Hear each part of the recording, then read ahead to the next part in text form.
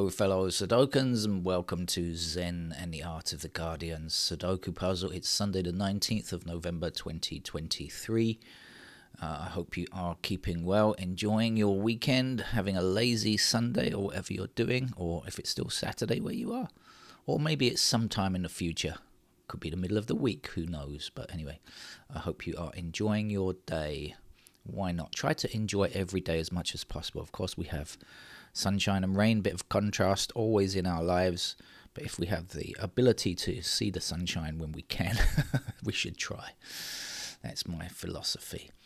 Story in The Guardian today. The Observer today. The Observer is the Sunday published newspaper, sister of The Guardian, I believe under the same umbrella. Certainly we find it on the same website now. When I was younger, they were separate entities. I think they may have been combined now, but anyway. The Observer has an exclusive today talking about how the government of the UK has been running searches from 15 different departments, background searches on anybody that is going to speak at a government-organised conference, making sure that they have never criticised the government. It's almost Orwellian. It's not quite Orwellian, but it's almost Orwellian, I think, don't you? That's not the way to do things, is it? If you're organising proper conferences, you want debate, you want people to be able to say, bring evidence and facts and give opinions based on their true belief. And just because they are critical of government, that should not be something that removes them from uninvites them, is the term, I guess, from speaking at a particular event. But they've been doing this over the last 3 years, and it's not good. No government should do this, whatever their persuasion, left or right. They need to have speakers putting objective and factual evidence. Now, of course, checking people for telling lies is something else. People's opinions, okay, but you could not invite people if they've been proven liars, giving evidence on the basis of untruthful evidence or something like that. That would make sense, but not about their opinions. That doesn't make sense. Right, so this is the Observer Sudoku puzzle. We have no idea. I have no idea. You have an idea, but I have no idea on the level of this puzzle because the Observer never gives us any clue, any hint as to whether it's easy, medium, or hard, or even newspaper expert level. So I'm going to have to quickly explain the rules in case it turns out to be a beginner level puzzle, in which case we might have some new people joining us on the channel learning how to play the game of Sudoku from the very basics. So how do we play the game? We've got squares in rows, 9 squares in each row. Some of these squares have digits already placed. Some of the squares are empty. Our mission, should we choose to accept it, Jim, is to fill in the empty squares with the missing numbers. Now, the missing numbers are from the series 1 to 9. So this particular row already has a digit 1. We have 7, 5, and 6. So we don't need to find those numbers because they have already been placed for us. What we need are the missing numbers, which will be 2. We don't have 2, we don't have 3, we don't have 4, we don't have 8, and we don't have 9. So those are the numbers that will fill this row. Now, take that idea and, I was going to say transliterate, but that's not the right word. Transmogrify, that's not the right word either. But anyway, turn it into the same idea with this column. That means there are 9 squares in the column. All you need to do is place digits 1 to 9 in each square of the column, and then we have these small 3x3 grids that you can see, which are outlined in the black lines, which also contain 9 squares, and we need to do the same thing. That's the rules of the game. I'm never sure if this is singular or plural, but anyway, it's a game of 9s, often referred to as a game of 9s. I can see several things. I can see this is going to be a very quick start, but that doesn't mean it's going to be a very quick finish. The two don't necessarily follow, but I can see several opportunities to place digits already. So if you're a beginner, let me show you how we go about it.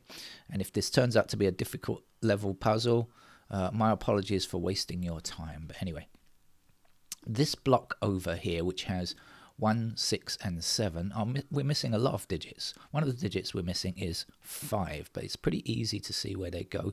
If you're playing on a computer, you can click on a digit like this and hopefully it highlights the other 5s on the screen. Not all of them do, but if you play at sudokuexchange.com and transfer the numbers here, it will do that for you.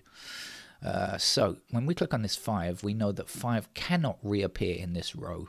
We can't have another 5. I said already this. The other numbers that we're looking for in this row, right? And we have 5 already.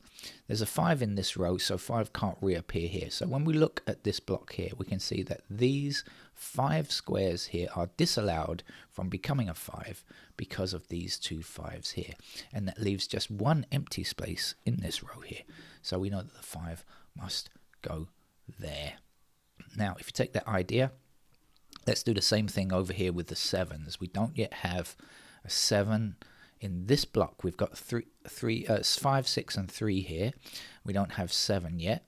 So let's see what we can do with the 7s. We've got 7 blocking across this row and 7 blocking across this row, like we just did with the 5s. And now we've also got an extra 7 blocking down this column. And so we can see again, there's just one empty square and our 7 must go there. Got the idea? Great. Now you know how. Oh, excuse me. I'm hitting the microphone arm, boom arm. Right, so now let's get on with the game then. So 9 blocking down here, 9 blocking up here, and that's going to put a 9 into that square. Because as I said, although I can see several beginning digits, that doesn't mean to say that it's going to actually be an easy level game. It could turn out to be pretty tricky. We've got 6s blocking up here like this and a 6 across. That's going to give me a 6 there. We've got 6 across here, and down there. So that will put 6 in this square.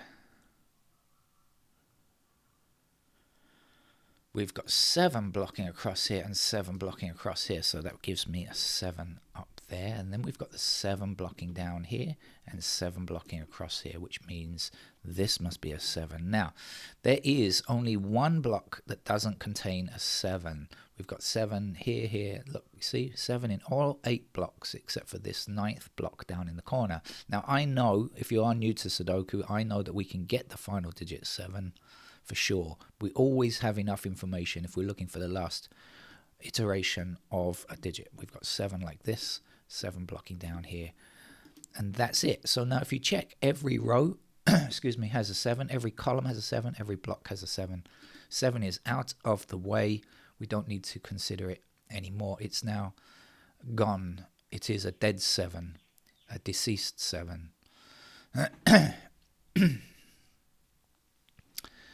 Now, what I can see is that 1 and 4 block this square, but we need 1 and 4 in this row here. See, what we have 3 empty squares, right?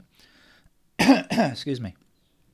We don't have a 1, we don't have a 4, and we don't have a 9, but we have all of the other digits. Now, a couple of ways you could look at this.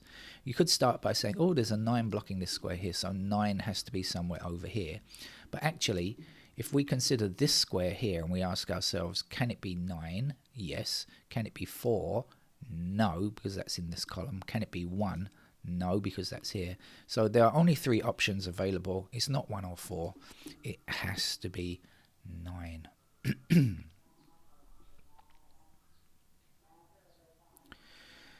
We have 6 blocking down. If you're new to the channel wondering what that strange sound is in the background with a strange language, it's a vendor here in Bangkok where I'm based, coming and selling things. It's pretty early on a Sunday morning to be waking people up selling things, but anyway, that's what they're doing.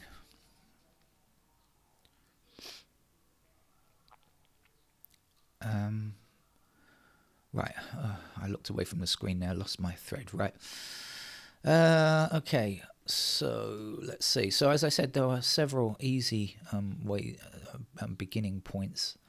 Now, okay, this column here doesn't yet have a 3, but I see the 3 blocking here and the 3 blocking here. So in this column here, there's only one. Remember, a number can appear in its block only once. So this is going to be a 3 up there. Actually, now the 3 blocking down here and 3 across here, I could have done as well. It gives me a 3 there. 3 blocks across this way and across this way here. So that's our 3 there and 3 blocks up here. You see how we're using the numbers that we just placed to find the next position for that digit. Often a good idea. We can't always do that, but we can often do that, and that's a good thing. Now, numbers missing, there are only 2 empty spaces in this block. We're missing 1 and we're missing 4, so we look around and see, do we have any intersecting 1s or 4s? And hopefully you're ahead of me. You'll have seen this 1 in this row, which bans that from becoming a 1. It's the Florida state of number banning. So no digit 1 is allowed there. This is going to be a 1. This is going to be a 4. And now, of course, there's only 1 empty square in this row. And earlier on we said in the missing digits there, 1, 4, and 9. And we've got the 1 and 9 already. And if we just look along here, we'll confirm that it was a 4 that has gone missing. 4 blocks down here, that puts 4 into that square there. 4 goes up here and also blocks across here and means that's a 4. We have 4s down here and blocking across here like this. Oops, all the way across there. Come on. That gives me a 4 in that square there. There are 2 numbers missing here. We should see what they are. We're missing 2 and we're missing 8. Can we find out which is which? Answer, no. But is this useful? Yes. Because if we consider 2 and 8 must fit into these 2 squares here, we can look at this square and say what it is, right? Because we don't know whether this square or this square is 2 or 8, but we know that both of those numbers go there. So what's left to fill up here? We've got 1, we've got 2 because it's in one of those squares, 3, 4. We don't have a 5, so we know that the 5 must be in that square there. I hear somebody banging outside, so excuse the noise if you're hearing that if the microphone is picking that up. We don't have a 3 for this column yet. Let's put the 3 there, and now 3's block across here. So I do believe this is actually going to be an easy level game. At first I wasn't sure, although I said there were some easy ways in. I now am pretty convinced that it is going to be an easy level game, because I think the way that we've got digits placed means that there aren't going to be enough areas for logic problems. It's a very even distribution. We've got 1 blocking across here like this, which will give me a 1 there. I say that, could still be wrong, but I think that's there's just a 2 left for this block or this column. It's going to be the same. Now remember, there is only 1 solution for Sudoku, so it's often you'll be able to find information in different ways. Right, so in this row we are missing 5 and 8. Do we have any clue on 5 or 8? Yes, we do. Now, if you are a beginner to Sudoku, this might be a little bit, you might have to think about this a little bit, but let's see this. We have 5 blocking across the bottom here, okay? So what does it mean? 5 could be in this square or in this square. It can't be down here. That means there's only 2 possible locations for it, right? So if it's here, well, that blocks up there. And if it's here, well, that blocks up there. So when we ask ourselves, can this be a 5? The answer has to be, no, it can't, because 5 has got to be in one of these 2 squares. So we know, in fact, that's our 5, and this is our 8 down here. Now, let's take the 8 blocking down here. So we now know that 8 is in one of these 2 squares. Do we know which one? No, not yet. But we know that that can't be 8. And so 8 is going to be here. And now we can finish this column or this block with this digit 2. Now, 5 and 2 block across here. So we know that 5 and 2 are in those squares there. Now, sometimes that's useful. Yes, that's going to be useful. Okay, so 5 and 2 are here. So we know that the only other 2 numbers go up there. So if this is 2 and 5, this is going to be 1 and 9 up here, and we have an intersecting 1 blocking that, so this can't be 1, that's going to be 1, and that's going to be 9. In fact, with the 1s I could have placed a 1 rather more easily here in this square here. Let's do it now. And over here we can now, oops, holding down the wrong key, we can certainly get final digit 1 there. So now 1s are in every block, every row, every column. We can get this square over here. I know that because we can work out what 2 digits go here. It has to be a 2 or an 8. Do we know which it is? No, not yet. But that means that this square up here is not 2 or 8. So what do we need? We need a 9. Could, of course, just say 9 blocks across there as well. As I say, many ways to find the same information.